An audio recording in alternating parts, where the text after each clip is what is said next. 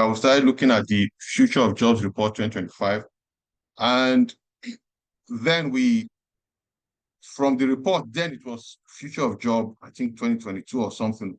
We looked at that and we saw how jobs were going to change. We looked at examples of people like Kodak, how they fizzled out of existence. And we said, one thing is constant, is change. It's either you innovate or you simply die.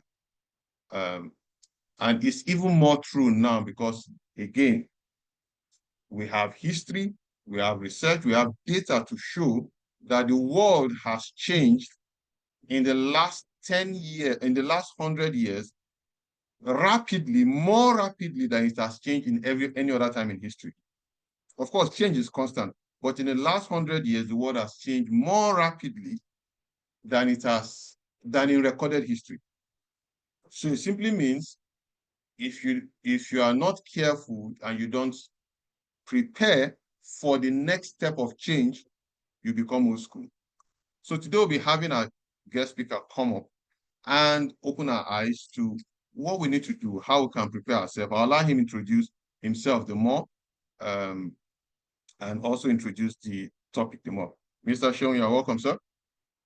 Yes, thank you very much, Bishop Femi, for the opportunity.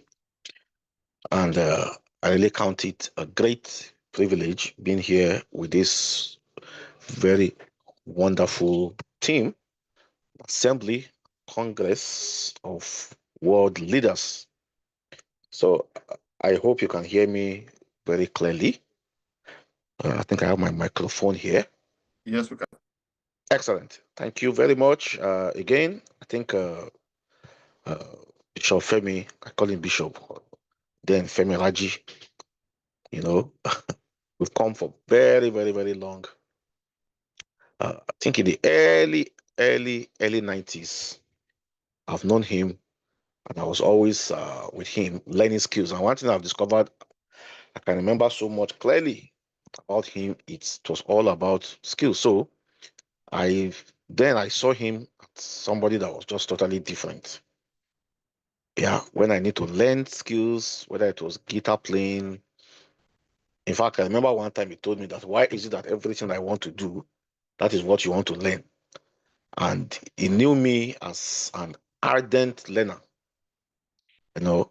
because that was the kind of appetite. Well, I don't know where the appetite came from. I know our parents were lecturers.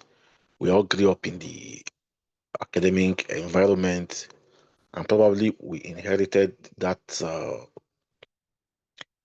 passion to want to acquire knowledge. And by the special grace of God, I think the journey so far has been great, very challenging, because the higher you go, the challenges you meet, and those challenges at the end of the day, they produce changes. Yeah. So every challenge has the potential of producing a change. And then every change will also trigger a challenge. There are some problems you will not encounter until you get to that point where you're about to make a transition and you're about to make a change. All right. So thank God again that we are here discussing. Now, before we start, I've posted a link to the group. It's a survey that I would like us to fill. Basically, it's just a reflective survey. Obviously, I'm not coming here to come and teach on cybersecurity or cloud computing. I am a very technical person. Yeah, very technical person. And I think there will be opportunities where, of course, we get our hands full looking at some very practical technical skills. But our mission, when me and Bishop Femi spoke, we wanted to be able to look at every one of us. So this is going to be as interactive as possible. We are not here as the know-it-all. So I'm definitely going to expect a lot of interaction, and that is my training. Because since I've been lecturing in the UK, I've been able to see some little bit of difference between the culture here, because the culture here, education is meant to be highly reflective, especially especially when the world now is pushing education more to unconventional, let me call it ecosystem. Because we discovered that technology is growing fast, just like the video we watched, the market is growing, the opportunities are growing. Recently, the Interpol came up with a report where they stated that the rate of cybercrime is growing more than the professionals in the field. All right? The rate of cybercrime is growing more than the professionals in the field. And so everyone is now having an opportunity to transition, to build new skills. Everyone is now having the opportunity to go back to school, whatever your background is. Now, uh, what we are talking about here, like if we talk about digital transformation, we are not just saying that you need to change your background.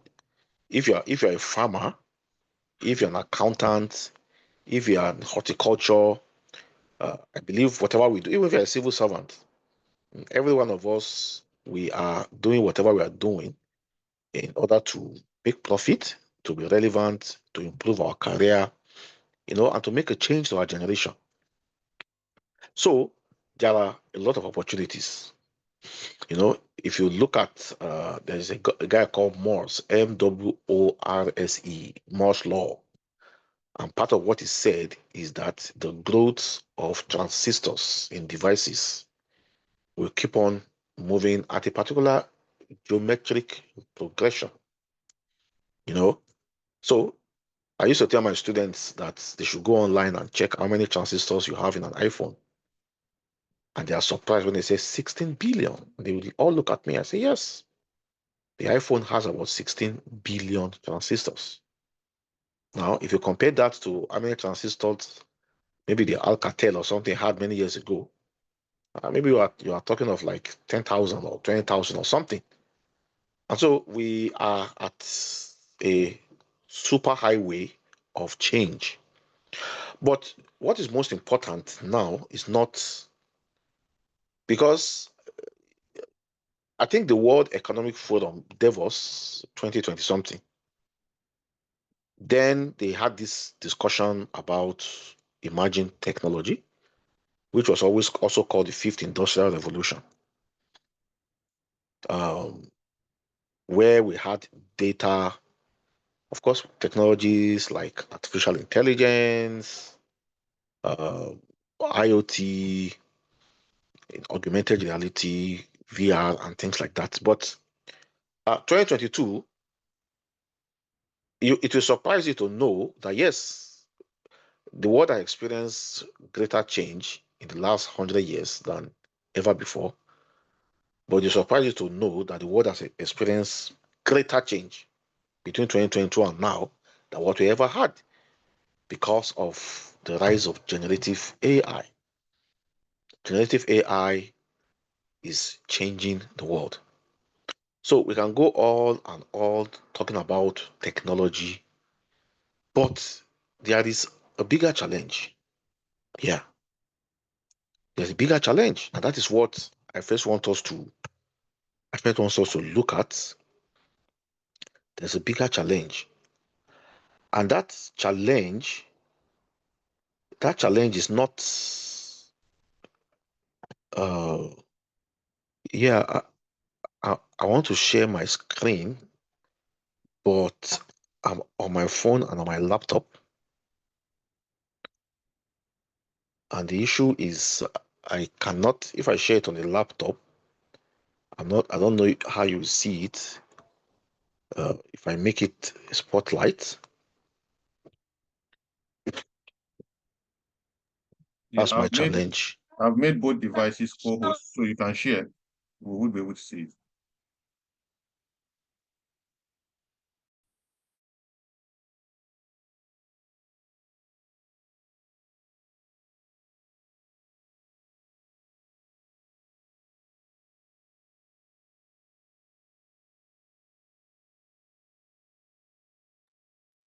Did you join the meeting with your laptop too?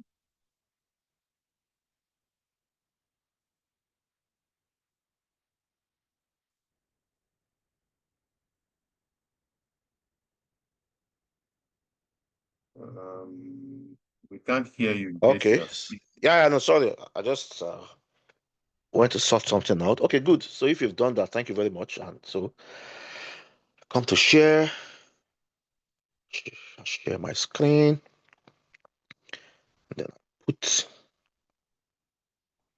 this up. Yeah, we can Okay. see. Yeah. All right. So like I said, there's a bigger challenge. And what do I mean by there's a bigger challenge? The bigger challenge I'm talking about is being able for us to bridge the gap between what we want and what really we get. You know, I attended a meeting not too long ago, and somebody was talking about technology and AI, and you know, there was this so much excitement when he was talking about it. And I told somebody, I said, if you know a technology, so I think I should ask that question in the chat. I think I should ask that question in the chat. If you know a technology that is able to make the whole world very rich, are you going to give it out for everybody to play with? So drop your answer in the chat. You know a technology that will make the whole world very rich. Are you going to give it out for people to play with? Somebody says, no, I won't. Very good. Okay, let's get more response. If you know a technology that is able, somebody said never. Yes, those are very interesting comments. Yeah, please, more people should fill the form, okay? So that we can, all right? So somebody says, no, I won't. Because if I give it out, it loses its value. If everyone can access it, it's no longer rich. All right, let's get more response. If you know a technology that can make the world or people very rich, will you give it out for people to play with? So can we get more response? Please also fill the survey because what is going to benefit us here today is that we are able to reflect. Because I'm telling you, Bishop Femi, if we just for us to come here and get ourselves excited about AI, IoT, data, everybody will talk, and everybody will go home. There is always a bridge to close between reality and expectation.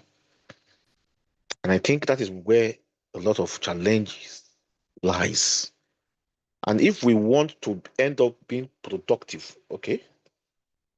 If we want to end up being productive,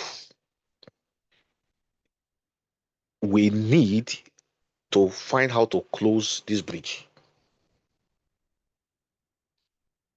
All right, we need to find how to close this bridge. Because at the end of the day, we don't want to talk. That's why for many years, I have stopped teaching people about their potentials. I used to also be a potential I used to also be a potential teacher. A potential this, potential that. But you see, there are two types of energy. We have the potential energy and we have the kinetic energy.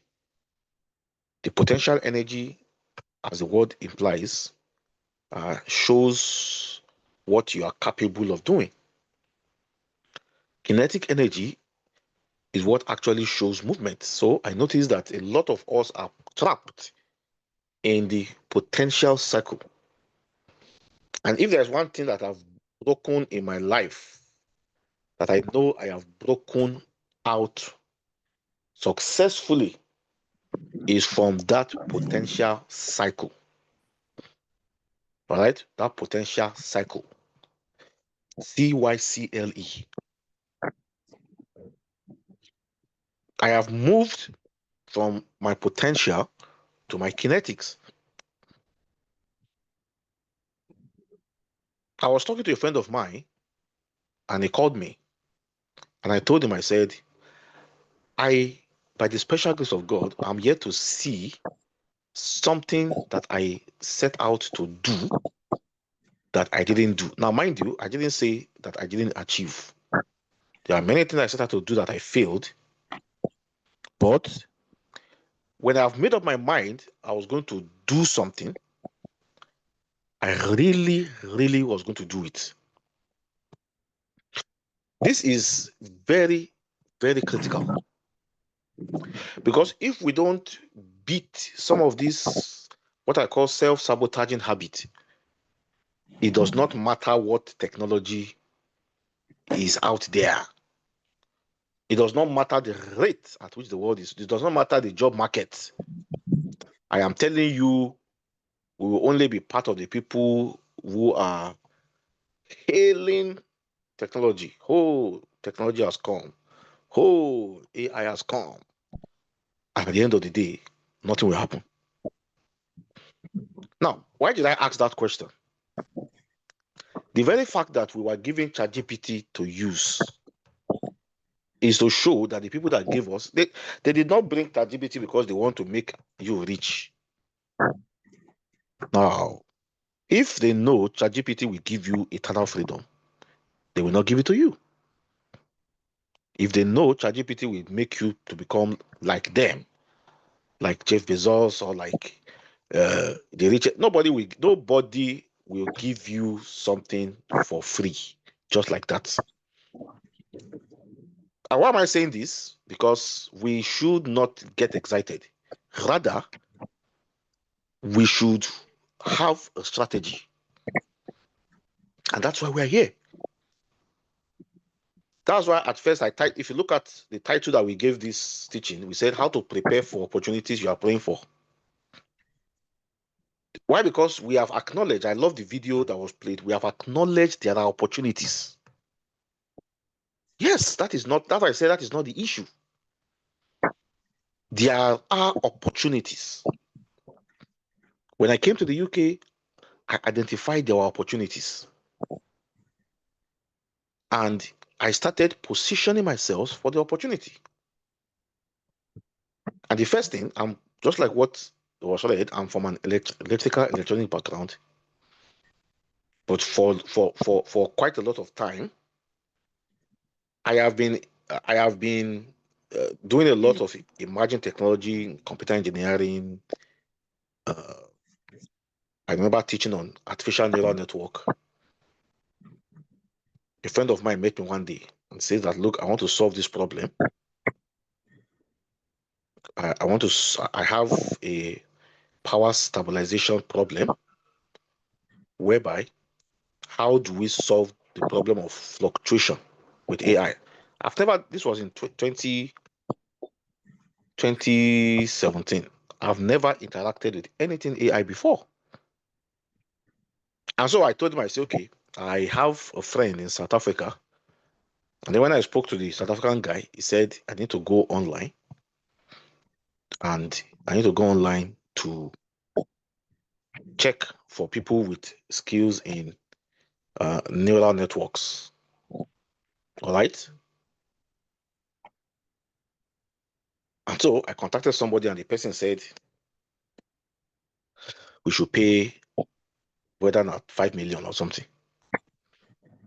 And then my friend, because it was obviously something that was very important, like, can't we negotiate it? And then I'm like, come, let me look at this thing. What did I do? I hope we are writing this down. I took a decision. So you see, we are talking about practicality now, not excitement. I have left that stage of getting excited over things. I am now, the phase of my life is do. There's a framework I used to teach my students. They call it PDCA. Plan, do. It is that do that makes people like Elon Musk to become very, very successful. For those of us who are Christians and who attend church, when you look at some of our Pentecostal preachers and the lot that they've been able to achieve, some of them, they had that do spirit. Archbishop also said he used to leave his house to go and look for people to pray for. It is that attitude that I want us to go with. If it's for us to come here and start talking about different technology, we can talk and that will not end. But which ones are we doing? Where are we in the scheme of things? What are those things that is stopping us and that will surely stop us if we don't override them? So life is made up of energy. I remember the law of conservation of energy says what? That energy cannot be created or destroyed. If energy disappears in one form, it will reappear in another form. So if you have not achieved anything you want to achieve, the simple meaning is that there is deficiency of energy somewhere in your life. So someone asked me what do you mean of PDCA. PDCA is just a framework: plan, do, check, and act. So it's a framework that was built by the International Society Organization in helping companies to deal with cyber threats. So you can see that function, do. Without the doing, religion has made us comfortable with potential. You are potential. You are the life of God in Christ. You are the righteousness of... Yes. The Bible says that God anointed Jesus, who went about doing. Look at that word. He went about doing. So it is not because of the anointing. It is because he went about. So I don't want us to be caught in the excitement of the moment. I want us to be able to prepare proactively so that we can be part and parcel of these great opportunities. Believe you me, religion is one of the challenge in our society. Why? Because many people don't understand. In fact, there are people who tell you that technology is part of the coming of the Antichrist. People don't understand that man is what we are seeing with the tech world, with the business, with the AI, that is even lesser than what God really expected and planned for man.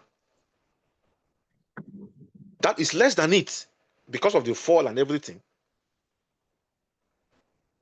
Many of us are acting lower than what God expects because we do not really understand that we are here to also make our own contribution. And that is the meaning of he gave somebody 5 talents, he gave somebody 3 talents, and he gave somebody 1 talent. So in cybersecurity, we have something we call procedure, we have something we call guideline, we have something we call standards, and we have something we call a baseline. Baseline is the minimum that you must not cross. Now, people don't understand when that man buried his talent, he turned it to 0. And that was abusing the baseline. So your success in the eye of God is not measured quantitatively, it is measured qualitatively. I'm not a politician, I'm not here to talk about politics. But I like one quote that Peter Obi used to make, that nobody is expecting 100% results, but 100% efforts. So God does not measure you quantitatively, He measures your life qualitatively. And it is that quality that will make us to see that, yes, this is something that I have achieved with my life that we are looking at. Now, when I look at the poll, what are what are you currently trusting for at the moment? And quite a lot of us talked about business growth, and I love that. Academic success, excellent. Clarity of purpose. And then someone talked about a new job, and quite a lot of people talk about financial breakthrough, which is, of course, connected to a lot of factors that we've talked about here. Now, which of the following is currently holding you back? Please, you can still send in your statistics. Somebody says, I am not sure. More people says, I am not sure what steps to take. So you see the reason why it is not about the opportunities. It is about how should we position ourselves for these opportunities. Another person says that I'm waiting for the right time. Somebody says I lack the right skills or qualification. Somebody say fear of failure or rejection. Well, nobody talked about procrastination yet, meaning that for many of us, we are making attempts. And then another person says, I am distracted and overwhelmed. And do you know that the problem of being distracted and overwhelmed is something that is just starting? And you will become overwhelmed when you hear when, when you are loaded with so much of information. It's dangerous. It's dangerous. We are being pumped with information every day. And instead of that information leading to transformation, it is unfortunately leading to deformation. Why a lot of people have told themselves that I don't think I can catch up. Now, when you look at the next result, so people say I have a overwhelming large population of respondents that says that they occasionally build new skills, habits to match their goals. While we have some that says they rarely build new skills or habits to match their goals. And so you will notice that for many of us in this wonderful platform, the challenge is not that we don't know the opportunities, we do. The challenge is that are we positioned to be able to grab the opportunity when it comes? Now, if the opportunity you are praying for come today, how ready will you be? And quite a lot of us say that they have been preparing, which is excellent. And some say that they have a lot of gaps. So, how do I apply myself and close the gaps? Oh, I love that question. Between where I am, that's the question somebody asks, and where I ought to be. And somebody asked a very interesting question. How can I get a job with companies outside Nigeria? And that question is very, very relevant because I'm here to tell you today that some of the challenges that you are facing, that we are all facing, also comes because of the environment that we find ourselves. So that's why I said again, we cannot get distracted with the opportunities that are rolling, that for us not to get to a point of tackling why we have not become part of it. Now, and I said, what one thing do you want to start doing to align your action with your prayers? Somebody says it needs the right connection. Somebody says you need to free up time. Someone says more focus. Someone says study more and take actions. Thank you very much for these responses. Someone says to be more consistent, consistency. Some say financial assistance. Some say to stop procrastinating. Another person says to stop procrastinating. Somebody says to make extra money. Somebody says to dedicate 30 minutes daily to study new skills. So this is an anonymous quiz. Nobody's name is appearing. I don't even know who you are. I'm just reading responses. Someone says to start practicing and learning the skills consciously. Someone says consciously make out time to pursue the activities to promote self-development. And why I'm so happy is this proves that we have successfully been able to diagnose. And this is the power of reflective learning. This is the power of reflection. That we are able to tell ourselves this is where we are and this is where we ought to be. So that's why if you look at this first slide, I says it begins with a vision. What you want to achieve between now or between some years before now, if you are already on the path, it has to be very, very clear. When I came to the UK, what I wanted to achieve was very, very clear. I read a poll that says a lot of young people fail because they don't even have clear vision. And everything begins with a vision. Now, mind you, everything begins with a vision and a revision. So I am not here to say that you don't have a vision.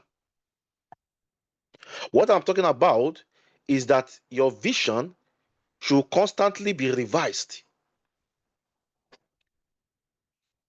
The Bible says a horse is prepared for the day of battle. Because the person that is preparing the horse has a vision. And he knows that the next step after vision is preparation. You must have a vision. Do you want to take on a leadership role? Do you want to start a business or you are called into ministry? Do you want to transition into a new industry? You want financial breakthrough or investment opportunity? The vision has to be clear. The vision is not the result of a motivational preaching. No. The vision is not the result of a motivational preaching. No. The vision is where it all begins from. Because if there's no vision, the Bible says we will perish. No, you know when they say a perishable item. What is the meaning of when they say an item is perishable? It's not that it's a bad item. Perishable items simply means that if they are not exposed to their ideal and a preservative environment for a certain number of time, they are rendered useless. So perishable items are not bad items. So when the Bible says without vision will perish, it's not saying that without people that perish are bad. No. Or they are useless. No. What the Bible is trying to say there is that when there is no vision, there is no environment that can support whatever it is that you want to do. So the first thing I want you to make up your mind today is that every day you will live a life of vision and revision.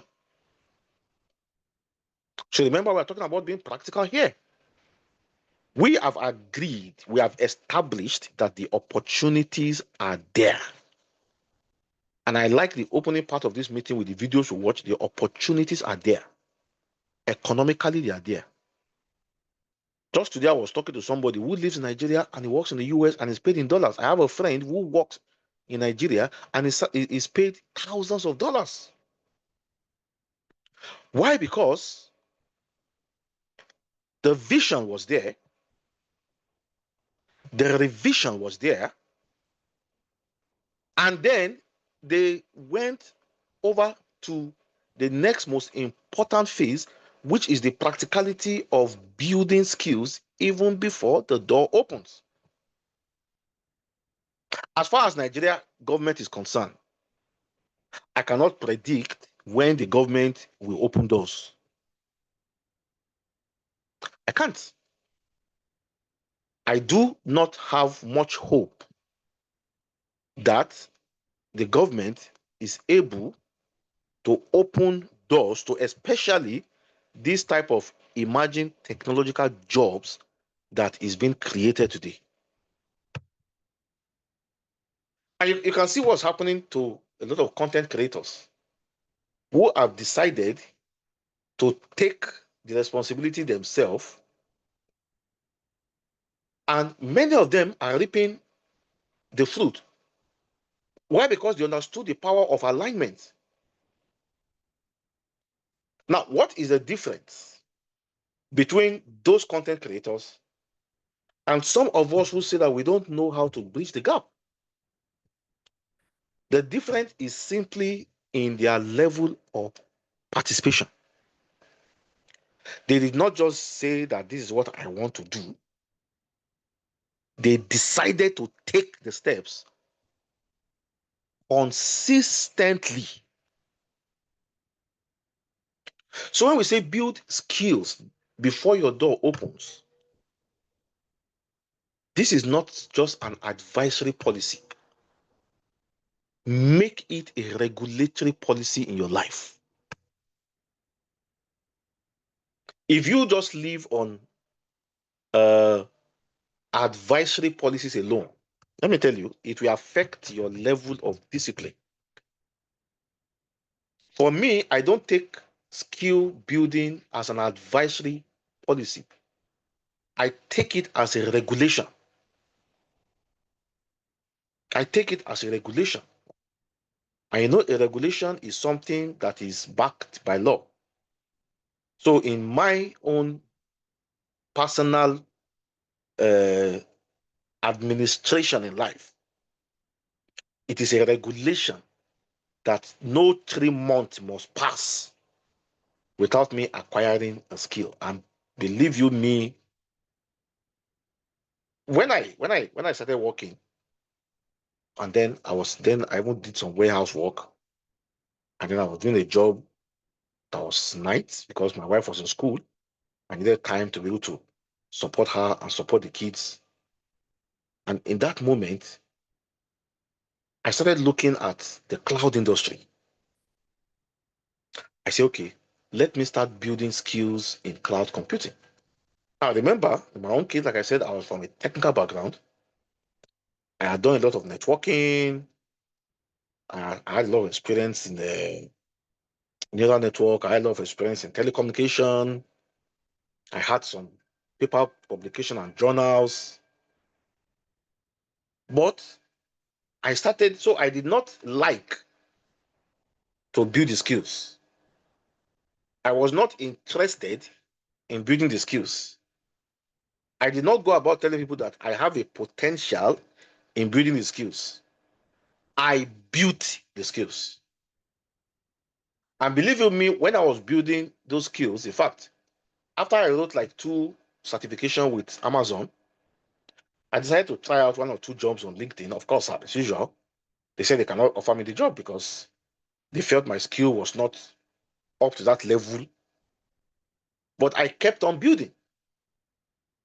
After I did his first education, I did the second one. And then I went, joined communities. I started researching a lot about cloud computing. I joined a boot camp by a Mexican man who migrated the infrastructures of Boeing to the cloud. And then I discovered that my language started changing. Even when I talk to people, I was able to speak uh, more in that domain. And then one day I got a call from a CV I sent to a school, and somebody interviewed me and said, mind you, nobody asked me for my first degree. Not that they didn't verify my documents, that was not their interest. Because the world is moving away from just paper qualification to your skills. That's why we say here, build. So whether you are going to be looking for remote jobs,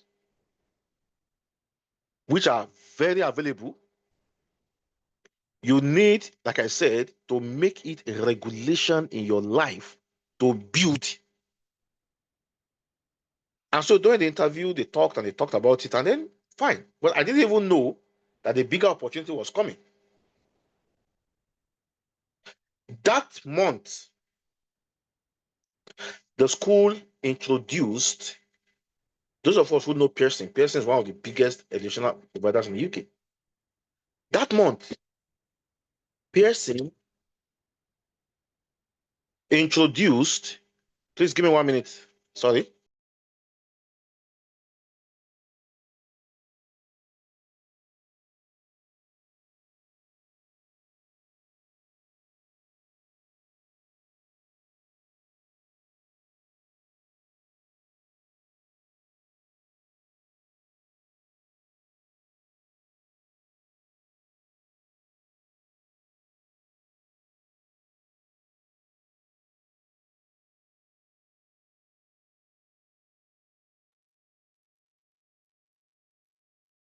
So Pearson introduced, they introduced a program in cloud computing.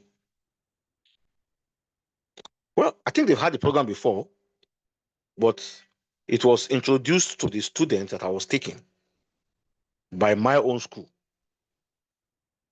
And then I was invited to take 4 training on how to assess students who will be undertaking cloud computing. And I was given a certificate from Pearson. So the question someone will ask me that, how did you know that in less than 2 months of writing this cloud certification exam, you are going to be at the forefront of creating contents for level 4, for level 5 students in cloud computing? And I had a mentor that gave me that advice. I didn't just take that, know that on my own. A mentor gave me the advice, and I told him. He said, Sheon, that's why I used to tell you that you must be prepared. Because let me tell you, as you are preparing, opportunity is also being prepared for you. That this is not a myth, this is a reality. Now, when you look at what I have here, I talked about tech and digital tools. So, like I said, I'm a bit reluctant today talking so much about the tech tools because I know that we will have a lot of time to look at the opportunities. But when you look at the lower right of my page, it talked about self-leadership. Because when you notice that you have a challenge with procrastination, please, everyone procrastinates. So don't spiritualize it or feel it's peculiar to you. Sometimes we procrastinate. Sometimes we have self-doubt. Sometimes we have imposter syndrome. Even after we've acquired some skills, we just believe we are not good enough. And sometimes we are just tired. There is lethargy, there is loss of motivation, there is decline in our energy. And sometimes we just want to relapse. We just want to what am I even pursuing? What's the essence of pursuing all these things? That is the power of self-leadership. I wrote a book in the year 2020, and somebody has been telling me that, where is this book you have written? 2025, the man called me and said, I want to take your book to the government in Abuja. I've read the book. It's a little book, but it's very powerful. And I think children in secondary schools need to read this book. It can help them get started. It can help them get motivated, and it can help them to deal with self-sabotaging habits. So you see why I said again that what makes us who we are is not just our potentials, but what the actions that we have decided to take. If I didn't write that book, then the opportunity to introduce this book to the Ministry of Education, and they sent me an approval letter saying that they have gone through the content of the book and they have approved the book to be distributed in school libraries. That is why we say you need to have the artifact even before the opportunity comes. Self-leadership is what I call personal leadership. The ability for you to push yourself. You cannot be a leader if you cannot push yourself. You cannot break some of those habits. You cannot concentrate. There are some of us who have serious attention span problem. And that is the essence of all this technology that comes, AI comes, this comes. I mean, even when there was no AI, people were building apps. How many apps have we built? Because information has become so overwhelming. Now, the people that gave us AI to play with, of course, for those of us who understand how the technology works, the purpose is very simple. Artificial intelligence cannot conquer the world if everybody in the world does not interact with it. Even if there's one funny man on the internet they call Chaba. I think they are from one nomad tribe in Tanzania. So they're always showing the man eating baboons, and even those people, for AI to get its full potential, they must use AI. Now, but did you hear that OpenAI went into an agreement with the American defense, $200 million?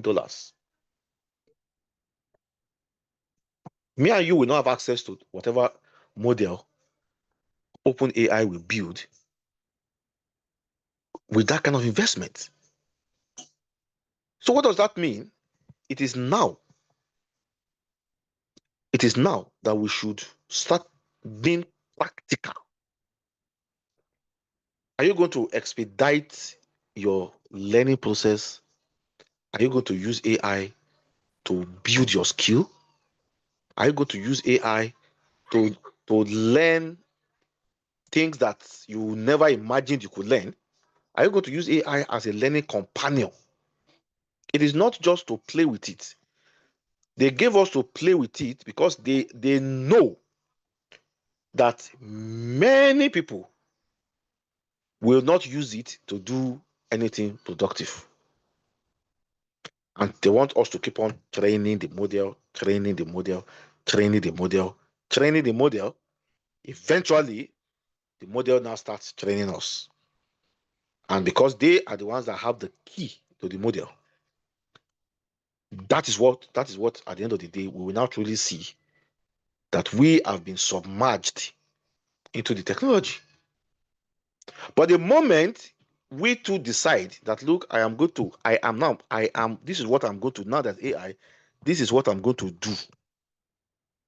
Either I'm going to be creating educational content, I'm going to change educational delivery in Nigeria, I'm going to use AI to reach people with learning disability. This is what I want us to be today, to take a decision, to have an artifact, practical, not matter of I like this technology. No, what are you going to do? What are you going to do? So if you look at my next slide, I was now talking about, okay, now you need to have a deep dive. So you see, again, we're not talking about what you like, what is exciting, what motivates you, what are your potentials. We have left all those levels. The next time, by the special grace of God, we're going to have this meeting, everybody will start sharing their slide. This is what I'm doing. Forget about saying someone will share steal your idea. That is not the issue here. This is what I am doing, not this is what I can do. This is what I am doing. So if you want to go into whatever the technology is, you are learning data science, you are learning cybersecurity. Okay, Bishop Femi, Mr. Sheon, after the last meeting, I have completed 3 cybersecurity certification. That's what we want to start hearing now. I have completed 3 data science exams. I have enrolled. These are my certification. I've recreated my CV. I've applied for this boot camp. I have done this. I have done that. So that's why I say it's not just about talking about. It's not just about talking about potentials. These my potentials. This is my prayer request. Look at some biblical examples I put here. They say Noah built the ark before the rain began. When you look at the story of the wise virgins, they had oil even before the bridegroom arrived. Joseph stored grain before the famine struck. Don't let an unprepared version of you show up to a God ordained opportunity. So, what I want you to go with in today's session is what are my artifacts? I was talking to one of my students who said he wanted to build and do something. He didn't make it straightforward. And then I asked him, I said, where is the artifact? And then I referred him to the school policy that for every research that you are working on, you must produce something tangible. Of course, there is that part of the something tangible does not necessarily mean a finished product. No, it can be a roadmap to learning a skill. It can be a roadmap to learning a tool. I used to write a lot of paper publications and I had a software I used.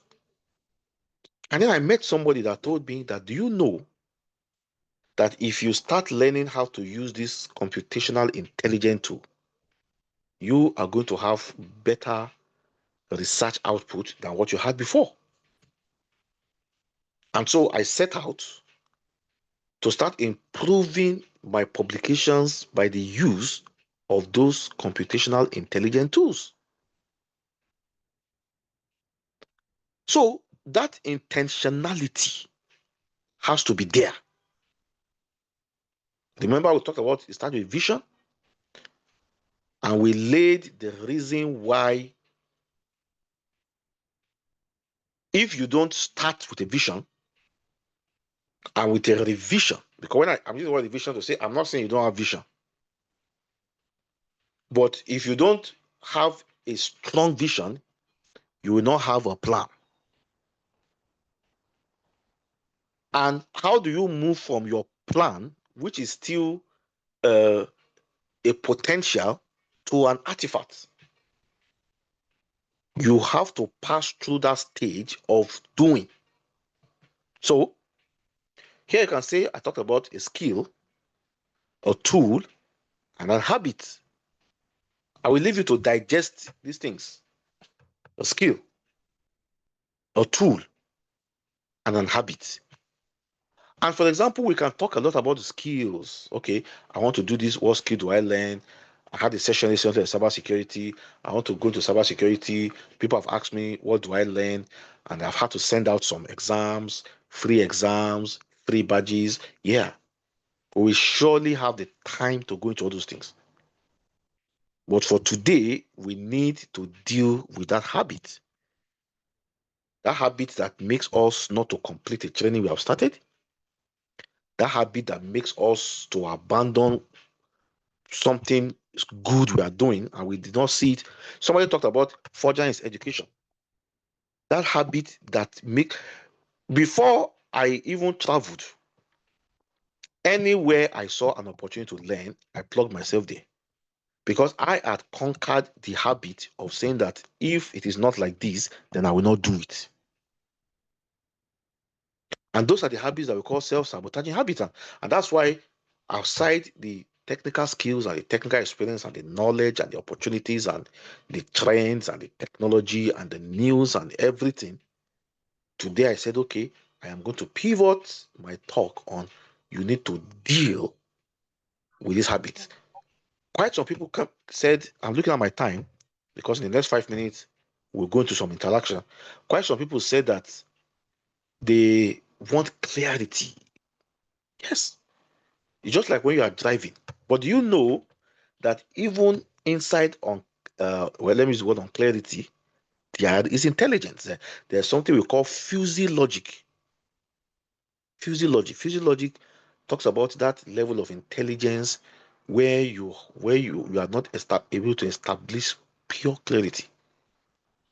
And what you need to do in that kind of case is that you need to intentionally first look at yourself, look at your life, ask questions: who am I?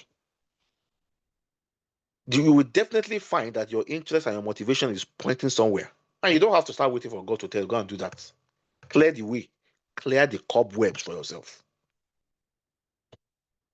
There's something I've always known. If God tells you to move, even if you don't move in the right direction because He told you to move, or you have said that God, I want to move, He is going to guide you.